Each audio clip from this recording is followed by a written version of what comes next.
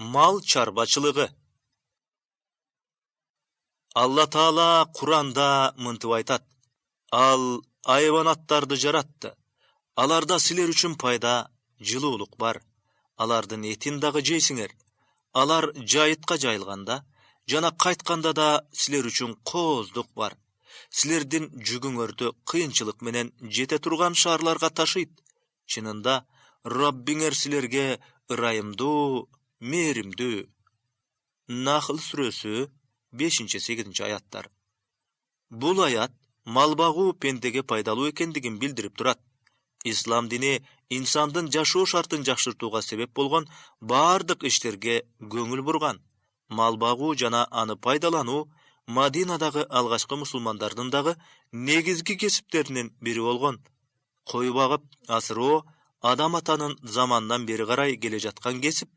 Көпчүлүк пайгамбарлык вазыйфа жүктөлгөнгө чейин кой кайтарышкан. Кой багуу адамды сабырдуулукка, чыдамкайлыкка, ар бир ишти терең ойлонуп аткарууга жана башкага тарбиялайт. Аллах андан ыраазы болсун, Абу Хурайра айтат. Бир жолу Алланын элчиси саллаллаху алейхи ва саллям Алла Таала пайгамбарлыкка тандаган адамдын баарын кой кайтарган деп айтып калды. Сиз дагы кой кайтаргансызбы? Деп сурады арабыздан бирөө. Ооба, меккеликтердин коюн кайтарып акысын алчумун деп жооп берди Алланын элчиси саллаллаху алейхи ва саллям. Ислам дини мал багуу жашоодогу зарыл жана кирешелүү кесип экендигин далилдеп, андан зекет берүүнү адамдарга милдет кылды. Пайгамбарыбыз саллаллаху алейхи ва саллямдын заманында Мадинада малдын саны өсүп, күндүзү талаага жайылып, кечинде шаарга айдалып келчү.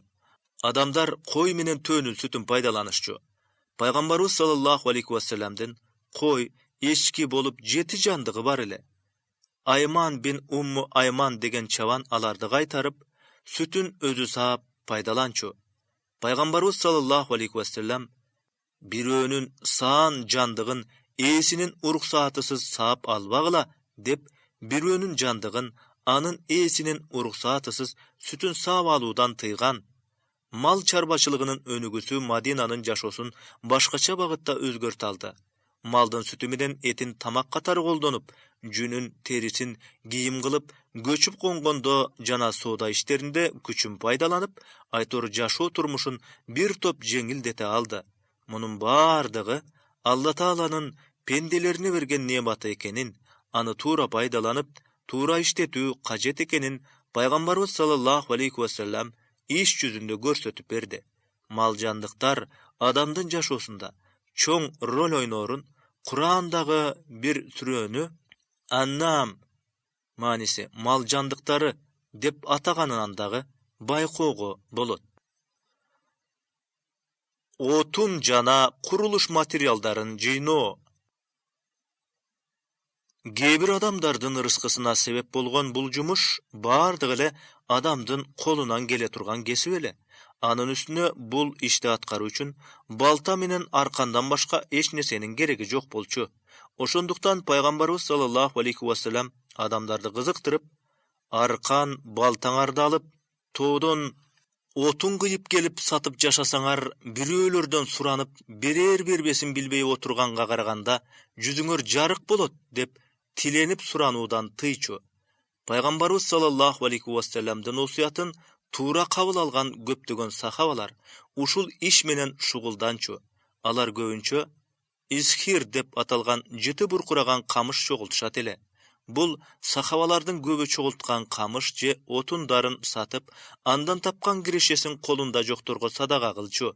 Кээ бирөөлөр ошону менен ырыскысын таап жеп, кенен чонон эле жашоо өткөрчү. Бир жолу Пайгамбарыбыз саллаллаху алейхи ва саллямга ансарлардан бирөө келип, жегенге эч нерсе таппай калганын айтат. Пайгамбарыбыз саллаллаху алейхи ва саллям үйүңдө бош турган буюмдарың болсо алып кел деп, тигини үйүнө жиберет. Бир аздан кийин тиги бир чөйчөк менен бир көлдөлөңдү көтөрүп жетип келет. Пайгамбарыбыз саллаллаху алейхи ва саллям анын буюмдарын 2 дирхамга сатып жиберет да, акчаны анын колуна карматып, бир дирхамына үй бүлөңө азык сатып ал, экинчисине балта сатып кел дейт. Тиги кайра келгенде Пайгамбарыбыз саллаллаху алейхи ва саллям эми тоого чыгып отун жыйнап сатып тирлик кыл. Anan 10 günden keyin maga joluk dedi. 10 günden keyin bayağı kişi Peygamberimiz sallallahu aleyhi ve sellem'ga geldi. Emal tilemçilik kılıuga muhtaç bolboy geneen gesir jaşap kalgan eken. Peygamberimiz sallallahu aleyhi ve sellem anın awalyn görüp kuwanyp, "Mana gördüňbü? Kıyamatta Allah'ın aldına tilemçilikten aynan yüzün kararıp durganga karaganda, bul kılganın alda kança jakşı," dep göňülün andan da götürdü. Peygamberimiz sallallahu aleyhi ve sellem'den bul adamga görsetken bagyty, kıyamatga çeýinki ümmetdin barına teşelü.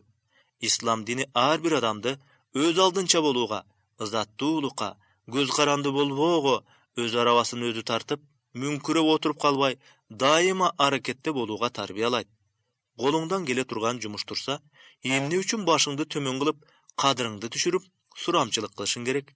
Bir ukkan adamga jönököy sezilgen Peygamberimiz sallallahu aleyhi ve sellem'den jogorudagy osuyaty, İslamdan başka hiç bir komduk tüzülüşde gezikpey turgan manilü sabak jana tura bagyt. Peygamberimiz sallallahu aleyhi ve sellem jaldanyp iştege da tyýyw salgan emes. Teskersinçe, mümkinçiligi bolgondordy jaldanyp iştep akça tabuga ündegen. Kebir sahabalar juk taşıp, kesi suw taşıp, aytor çykkan jumuşdun baryn jasaşgan. Göýünçe mınday jumuşlarga tapkan tyýnyn sadaga kıluu üçin işteşken. Bul turaly Abu Masud al-Ansari'nin mıntıp aytkany var. Allah'ın elçisi sallallahu aleyhi ve sellem bizdi sadaka çıgarıp duruga buyurganda adamlar bazarga barıp juk taşıp tapkanынан sadaka berip jatıştı. Gebiröler bolsa oşentip jürüp bayıp ketdi. Sahabaların arasında öz atı Huşman, birogel arasında Abu Uqayl dep tanılgan kolu juka bir kişi var ele. Al iğnine çanaştardı artıp alıp adamdarga suw taşıp berçuda tapkanının teň jarymyn sadaka kılçu. Peygamberimiz sallallahu aleyhi ve sellem eldi sadaka berүүgө kızıktırıp anın zarıldığını aytkan uçurda Abu Uqayl bir koçuş kurma alıp gelip suw taşıp iki koçuş kurma tattım ele, birini üy bileme kaltırıp ekinçisini sadaka kılayın dep geldim deyit. Aga göö bolgon 200'lüler Allah uşunun sadakasına muhtaç bolup kalıppı dep öz ara şıldın kılıp gülüşöt. Oşonda Peygamberimiz sallallahu aleyhi ve sellem'ga Allah Taala momundardyň arasынан öz kaalolary menen sadaka kılgandardy myskyldagan 200'lülördi Allah myskyldyw abalga saldy. Alarga jan oorutkan azap bar degen ayatyn düşüröt. Bul Toba süresinin 79. ayatı. Uşul okuyadan keyin Abu Uqaylga el tarabынан koçuş kurmanın eesi degen ardaktu lakap ıygarılgan. Alemi jaldanyp işdegen adamdyn emge gakysyn özü wagynda berүүnün zaryldygy turaly Peygamberimiz sallallahu aleyhi ve sellem ötü köp aytkan. Alardyn birinde Peygamberimiz sallallahu aleyhi ve sellem Allah Taalanyň aytkanyn mıntyp kabarlayt. Allah Taala 3 türdүү adam menen kıyamat günü katu esepleşem dep aytkan. Alar men üçün sadaka kılıp anısın kayra kaytarıp algan adam, erkin adamdy kul katary satıp akçasyn jegen adam, jana biröөнü jaldap işletip anın emgek aksyn berbey koygan adam. Bul jaldangan adamdyn aksyn jegenderge Allah jana anın elçisinin eskertүүsü. Beker oturup açka kalgança jaldanyp iştep janыңdy bak. Aýger biröөнü işletseň akysyn anın teri kurga elekde bergin. Mına uşul adamdardyn ortasyndagy mamileni bekemdeyt, mahabatty güçötöt.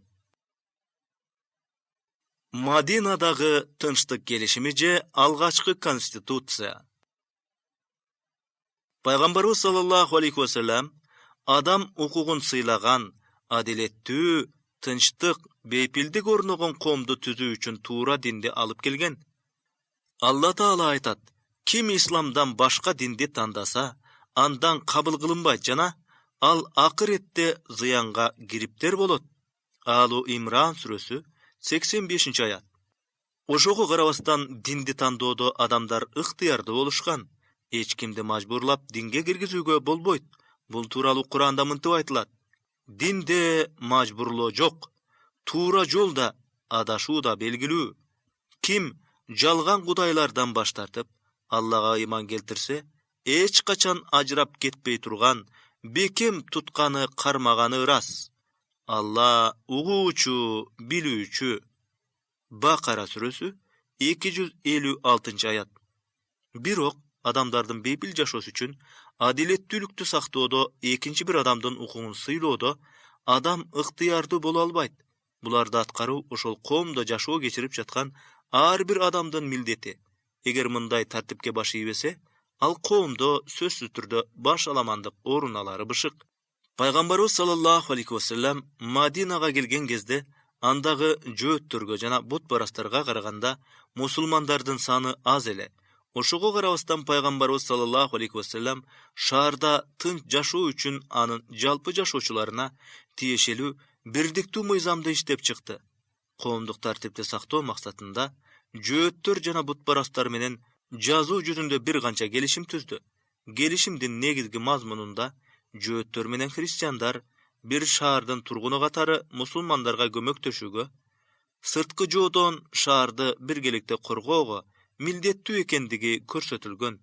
Бул мыйзамдын негизинде Мадинанын жашоочулары динине жана уруусуна карабастан баары бир жеңден кол, бир жеңден баш чыгарып, ынтымактуу жашоого укуктуу жана милдеттүү болушкан.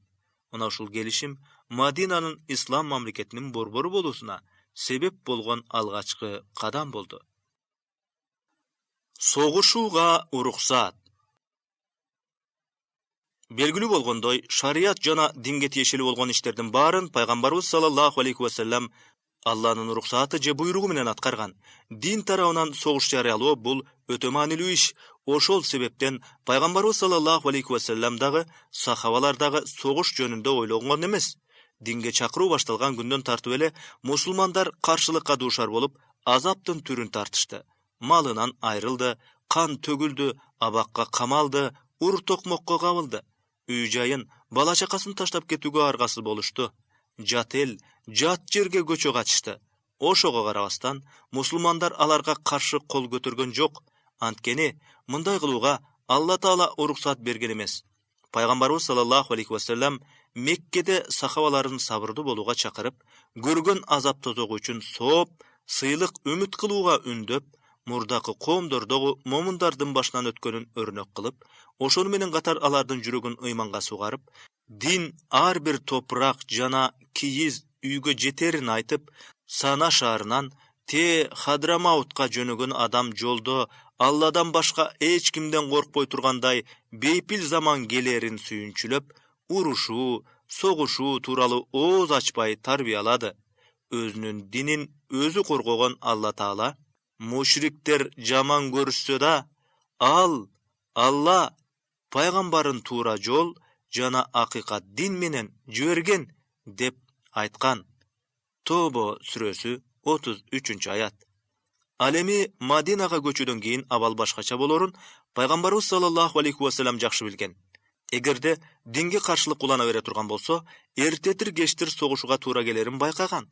Ошол себептен Акабада экинчи жолу келишим кылышканда, биринчи келишимдегидей тынчтык жөнүндө гана эмес, кайсы бир деңгээлде согуш тууралуу дагы айтылган.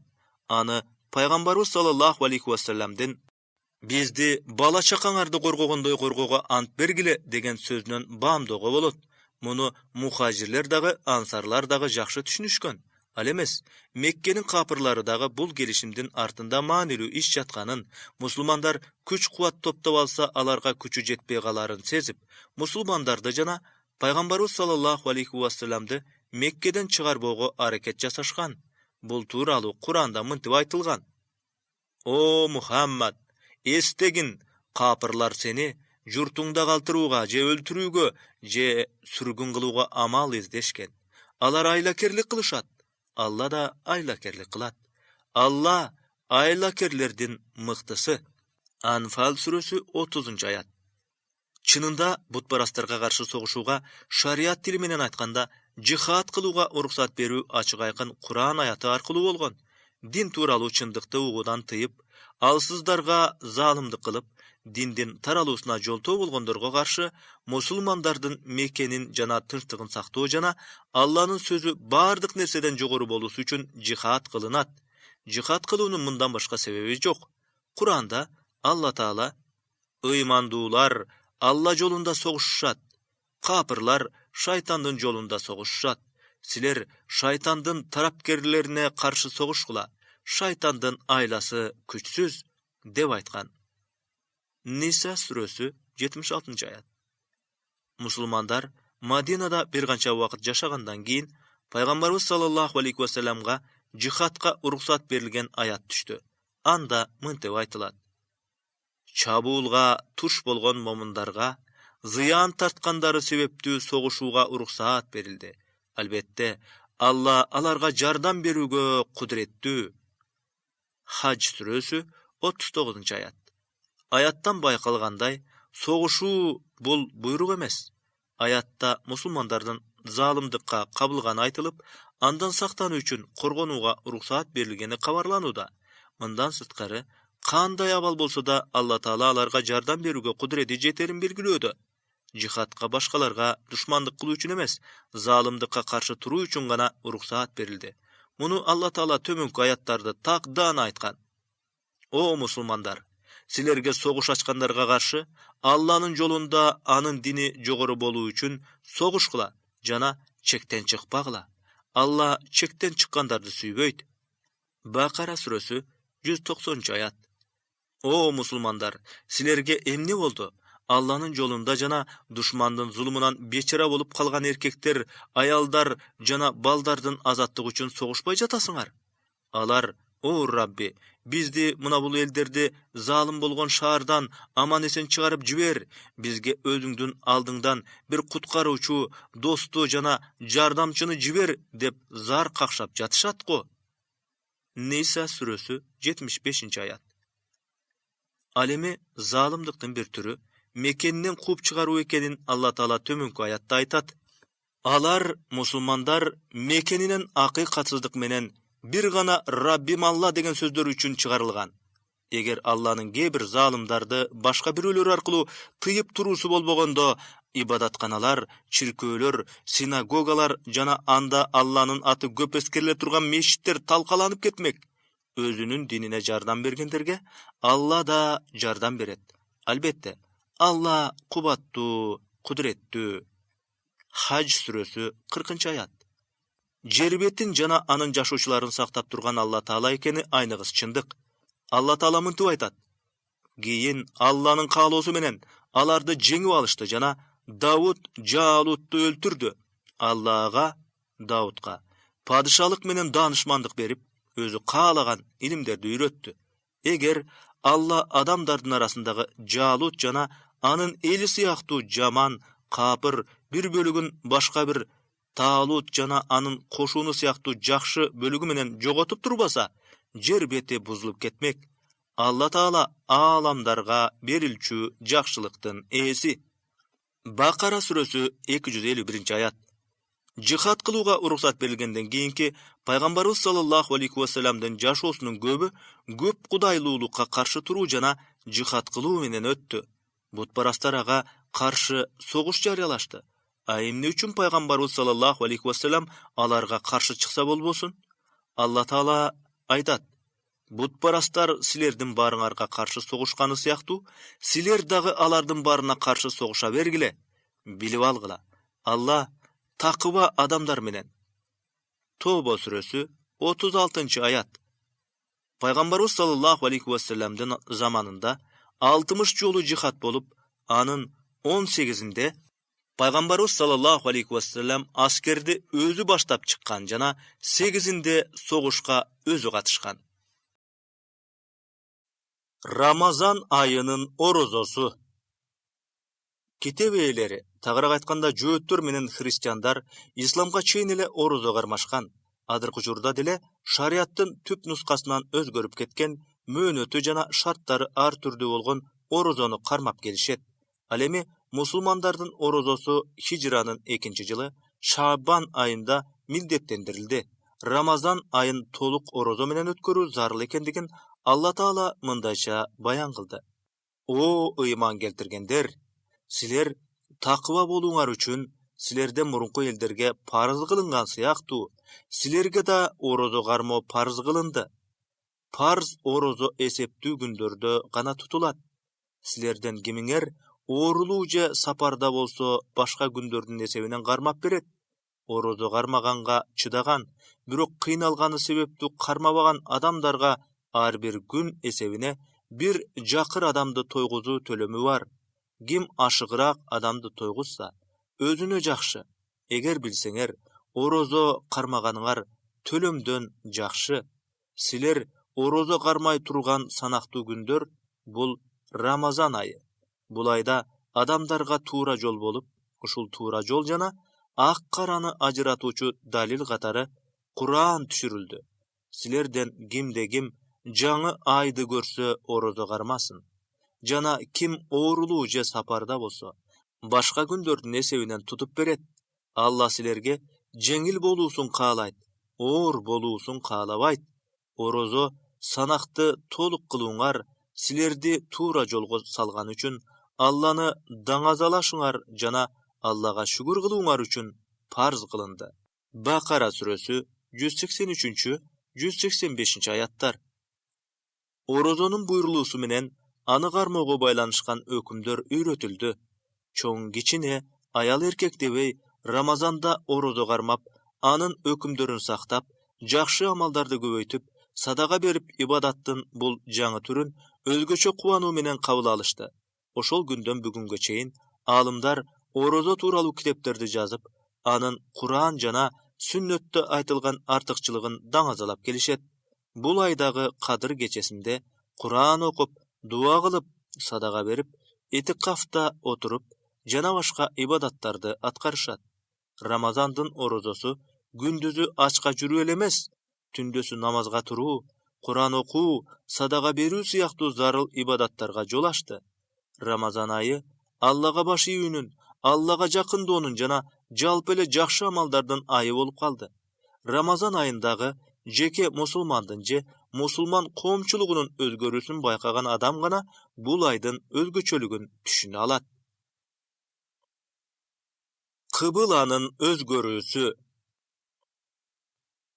Хижрадан мурда да, хижрадан кийинки жылдарда да мусулмандардын кыбыласы Акса мечити тарап болчу. Хижранын 2-чи жылы Шаабан айында Алла Таала кыбыланы Акса мечитинен Харам мечитине өзгөрттү. Кыбыланын өзгөрүүсү тууралуу Пайгамбарыбыз саллаллаху алейхи вассаламга: "О Мухаммад, биз кээде жүзүңдүн асманда кезгенин көрөбүз жана сени өзүң ыраазы болгон кыбылага бурабыз. Эми сен жүзүңдү Харам мечити, Кааба тарапка бур. О момундар, силер дагы кайда болсоңор, намазда жүзүңөрдү ошол тарапка бургула. Ал эми китеп берилген элдер, Яхуди жана христиандар деле анын кыбыланын Кааба тарапка бурулганын, Роббисинен келген чындык вахий экенин айкын билип турушат. Алла силердин ишиңерден кабарсыз эмес" деген аят түшүрүлдү. Бул аят Бакара сүрөсүнүн 144-аяты. Кыбыланын өзгөрүүсүн шылтоолоп, жөөттөр жана аларга кошулуп алган дин душмандары мусулмандардын ортосунда бузукулук таратууга аракет кылышты. Анткени меккелик жөөттөр мусулмандардын Акса мечити тарапка карап сыйынганына ачууланып жүргөн.